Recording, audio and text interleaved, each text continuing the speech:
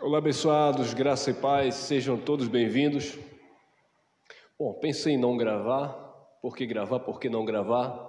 Enfim, gravei. Deixar uma pequena reflexão para os amados. Obrigado você que tem compartilhado aí as nossas mensagens, você que tem deixado o seu like, seu comentário, você que já é inscrito, você que ainda não é inscrito, se inscreva aí para dar uma força ao canal, tá bom? Eu quero deixar uma pequena reflexão na primeira carta de Paulo a Timóteo, capítulo 1, versículo 12 ao 14, apenas esses versículos. Paulo diz assim: E dou graças ao que me tem confortado, a Cristo Jesus, Senhor nosso, porque me teve por fiel, pondo-me no ministério.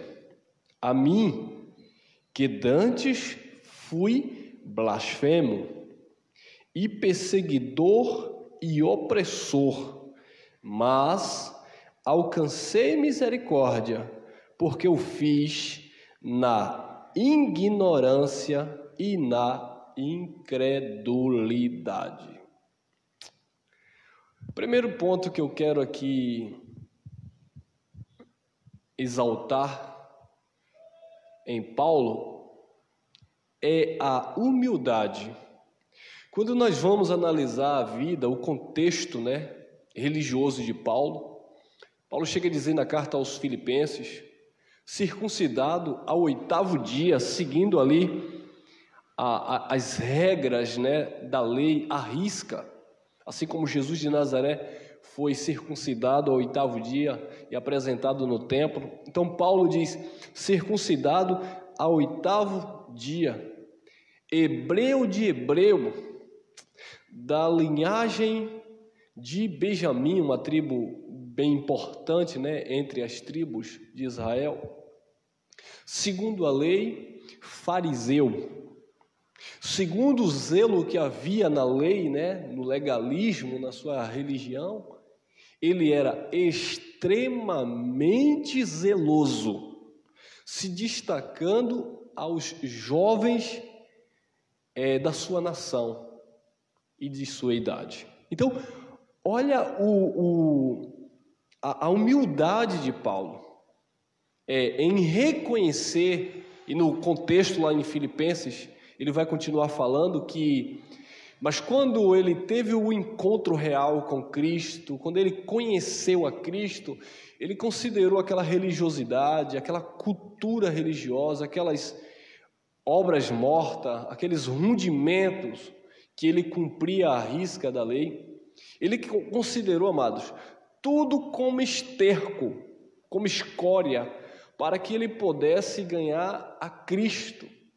Então, e se achado em Cristo, não tendo a justiça própria da lei, mas a justiça mediante a fé em Cristo Jesus e a sua obra magnífica na cruz do Calvário. Então, Paulo, ele teve essa humildade de reconhecer de que tudo aquilo que ele fez parte na religião, tudo aquilo que ele causou, para a igreja em nome de Deus, na verdade ele estava sendo blasfemo, perseguidor, ele mesmo declara isso, eu era blasfemo, ele estava blasfemando contra Deus, porque ele estava indo de encontro àquilo que era de Deus. Tanto é que quando Jesus se manifesta lá no caminho para Damasco, Jesus diz, Saulo, Saulo, por que me persegues? E ele, quem és, Senhor? Jesus se manifesta, se apresenta, eu sou Jesus a quem tu persegues. Ou seja, Paulo era um blasfemo, ele estava perseguindo a Deus em nome de Deus. Assim está a religião com o seu religioso. Em nome de Deus as pessoas estão matando a fé das pessoas, matando a esperança da pessoa. Em nome de Deus a religião está usurpando, roubando a glória que é devida a Cristo. Porque em nome de Deus as pessoas influenciam, né, a igreja, os filhos de Deus, a ir buscar Deus em um monte. Isso é uma blasfêmia, porque a palavra de Deus diz que o Espírito habita em nós. Em nome de Deus as pessoas estão dizendo: olha, para você ser rico, para você ser próspero, você tem que trazer o teu dízimo à casa do Senhor, chamando uma igreja evangélica, né? Uma instituição religiosa, um templo feito por mão de homens, chamando aquilo de casa do Senhor, casa de Deus. Isso é uma blasfêmia, e Paulo sabia o que era isso. Em nome de Deus, as pessoas estão aí vendendo, mercadejando objeto, lenço, toalha, meia, travesseiro, fronha, copo com água. Sabe, amado? É cabeça de alho, é limão, é sabonete. Tudo isso estão fazendo aí em nome de Deus. Isso é blasfemar contra aquilo que realmente é Deus. Então o apóstolo Paulo, ele foi humilde em reconhecer isso, considerar tudo aquilo como escória, como esterco, e se render totalmente ao trono da graça de Deus. E ele diz: dou graças ao que me tem confortado. Primeiro ponto, né, vírgula. O Evangelho de Cristo, a palavra da graça, ela traz conforto. Paulo disse: dou graças ao que me tem confortado. Foi isso que Jesus disse no tempo do seu ministério terreno. Mateus 11, 28, vinde a mim, vós que estáis cansado, oprimido e sobrecarregado, que eu vos aliviarei. Aprendei de mim, que sou manso e humilde de coração, e acharei descanso para as vossas almas, vocês terão paz. Aí Paulo disse: Jesus tem me confortado, a sua palavra tem me confortado, o evangelho da graça tem me confortado, a palavra de Cristo tem confortado o irmão Elcio, e por certo tem confortado também o teu coração, porque tirou todo o cansaço da religiosidade. Então, primeiro ponto, além da humildade de Paulo, o Evangelho produziu nele conforto. Ele diz: a Cristo Jesus nosso Senhor, porque me teve por fiel, pondo-me no ministério. Que ministério? Ministério MGV? Ministério a Igreja X, Igreja Y? Não, no ministério de Cristo, no ministério do Espírito. O mesmo Paulo, escrevendo a segunda carta aos Coríntios, lá no capítulo 5, capítulo 3, versículo 4 em diante, ele diz: não que sejamos capazes de nós mesmos, porque a nossa capacidade vem de Deus, o qual nos capacitou para sermos ministros de uma nova aliança, não da letra da lei, porque a lei mata, mas o Espírito vivifica. Então, Deus o colocou, o chamou. Paulo, diga-se de passagem, já havia escolhido desde a fundação do mundo, desde o ventre da mãe. Jesus já havia separado ali Paulo para aquele ministério, o ministério da nova e eterna aliança. E Paulo disse: porque teve por fiel, pondo-me no ministério, me teve por fiel. É claro que quando Jesus manifesta a graça e o conhecimento no coração de Paulo, Jesus já estava vendo em Paulo uma fidelidade, uma dedicação que Paulo teria ao ministério. É claro que isso não seria produzido pelo próprio Paulo, né, pela carne, pela humanidade de Paulo, porque eu mesmo disse: eu esmurro a minha natureza, a minha carne, para que pregando aos outros eu não venha a ser reprovado. O mesmo dizia que o bem que eu quero fazer eu não faço, o mal que eu não quero fazer eu acabo fazendo. Então não era a humanidade de Paulo, né, mas uma determinação de Deus que já estava no espírito de Paulo, e uma promessa de que Paulo sofreria, né, por amor ao nome de Cristo. Então Jesus o colocou Paulo nesse ministério, e Paulo disse: me pondo-me nesse ministério por fiel, né? É o versículo 12, parte B. Porque me teve por fiel, pondo-me no ministério. Jesus teve Paulo por fiel, pondo no ministério. Aí eu faço uma pergunta, que é outro ponto de Paulo. Paulo foi fiel ao ministério que ele recebeu de Cristo. Você tem sido fiel ao ministério que você recebeu de Cristo? Ao ministério da graça, não da igreja, não da instituição, ao ministério do Espírito, ao ministério da graça. Jesus colocou Paulo, pondo ali Paulo por fiel ministro. Atos capítulo 20, versículo 24, Paulo assim: em nada eu tenho minha vida por preciosa, contando com alegria a carreira e o ministério que eu recebi do Senhor Jesus Cristo para dar testemunho da sua graça.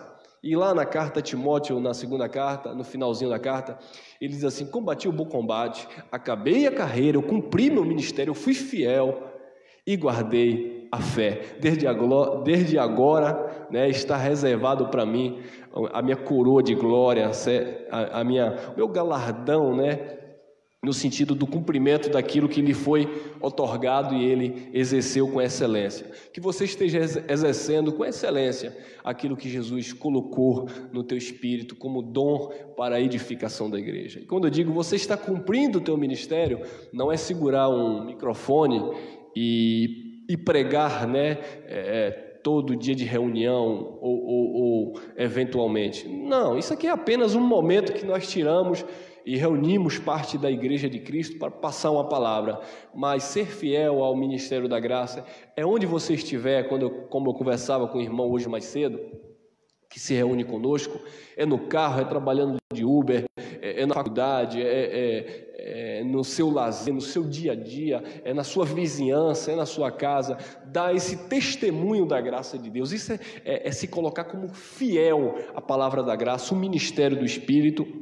E Paulo, ele tinha, né, essa fidelidade, esse cuidado de exercer esse ministério. Versículo 13: a mim, que dantes fui blasfemo e perseguidor e opressor, mas alcancei misericórdia porque eu fiz na ignorância e na incredulidade. Então, o Paulo diz: olha, antes eu fui blasfemo, eu fui perseguidor, eu fui opressor. Hoje, quando nós recebemos a palavra da graça, né, eu não falo apenas por mim, mas todos os ministros aí que pregam a graça, têm a humildade de dizer para a igreja, de confessar para a igreja: eu fui perseguidor, eu fui opressor, porque quando eu fiz parte de um sistema religioso, onde, um exemplo que eu vou dar, onde você tinha que ir buscar o dízimo na casa do irmão, porque o pastor mandava você buscar, você era um opressor, você era um perseguidor. Quando você olhava para o irmão, simplesmente pelo fato de ele não estar vindo às reuniões, né, regularmente, você dizia: está desviado, vai perder a salvação, Jesus vai voltar e você vai ficar. Então nós éramos, entre linhas, né, ou direta ou indiretamente, diretamente aqueles que já ministravam, aqueles que já eram pastores, como nós vemos aí, os testemunhos aí, os comentários no nosso canal aí, de pessoas que eram pastores há 10, 20, 30 anos nas instituições religiosas, e essas pessoas eram o quê? Opressores, perseguidores da igreja de Cristo. Mas por quê? Porque estavam fazendo o quê? Na ignorância e na incredulidade. Com exceção, Paulo diz que ele estava fazendo na ignorância e na incredulidade porque Paulo não tinha revelação. Nós estávamos fazendo na ignorância e na incredulidade quando eu mergulhava alguém nas águas e dizia: a partir de agora você é salvo. Quando eu colocava a mão na cabeça de alguém e orava e dizia: a partir de agora você é abençoado. Quando eu dizia: venha para a igreja porque você está na casa de Deus a partir de então eu era um perseguidor e um opressor da igreja de Cristo, assim como foi Paulo. Mas eu fazia isso na minha ignorância e na minha incredulidade. Agora, olha que contradição. O Paulo era extremamente religioso, assim como nós já fomos um dia, né? Talvez não extremo, né? Mas muitos sim, extremos sim. Então o Paulo ele era extremamente religioso, extremamente zeloso das obras dos seus pais, né? Dedicado, fariseu, irrepreensível segundo a justiça da lei. Mas ele confessa que ele era um ignorante, 2, incrédulo. Mas Paulo não perseguia a igreja em nome de Deus? Sim. Mas Paulo não consentiu na morte de Estevão? Aquilo não era uma fé que Paulo tinha de que estaria agradando a Deus? Não. Paulo disse que era incrédulo. Paulo era um incrédulo. A religião nos tornou incrédulos. Bobo é você que talvez esteja entrando aí no canal pela primeira vez e você até nos julga porque você diz assim: esse irmão aí na igreja não dá a ceia, né? O pãozinho. Então ele é um incrédulo porque ele não crê que o pão é o corpo de Cristo. Esse irmão aí não unge com óleo, então ele é um incrédulo porque ele não crê que as pessoas têm que ser ungidas. Esse irmão aí não coloca a mão na cabeça das pessoas para abençoar, então ele é um incrédulo porque tem que colocar a mão porque Jesus colocou e os apóstolos. Esse irmão aí é um incrédulo porque ele só fica aí pregando a palavra e não crê no manto, não crê no sapatinho de fogo, não crê no cocô de fogo, não crê no arrebatamento de sentido, não crê no caicai, não crê no lamassura, libicanta, shekanamaraia. Aí eles nos chamam de incrédulos. Pelo contrário, nós estávamos incrédulos quando nós fazíamos essas coisas. Era assim que Paulo se via em graça. Eu era incrédulo na religião, nós éramos incrédulos na religião. E Paulo disse: eu fui blasfemo, eu fui opressor, eu fui perseguidor na ignorância e na incredulidade. Então assim estávamos nós, blasfemando da verdade de Deus. Nós éramos opressores, estavam oprimindo os irmãos a fazerem coisas que Deus não mandou. E nós éramos perseguidores, porque gostávamos de apontar o dedo para estar julgando as pessoas que nós éramos melhores, nós éramos superiores, porque é isso que a religião passa, é isso que a religião transmite. Mas longe de nós agora, porque antes nós fazíamos na incredulidade e nós fazíamos na ignorância. Hoje a palavra chegou no teu coração. Descanse e vive esta palavra com amor e zelo agora. Agora o zelo não como antes, sem entendimento, como disse Paulo acerca dos hebreus. Eles são zelosos, mas sem entendimento. Agora viva assim, com entendimento e zelo por aquilo que é de Deus. Graça e paz e até o nosso próximo encontro.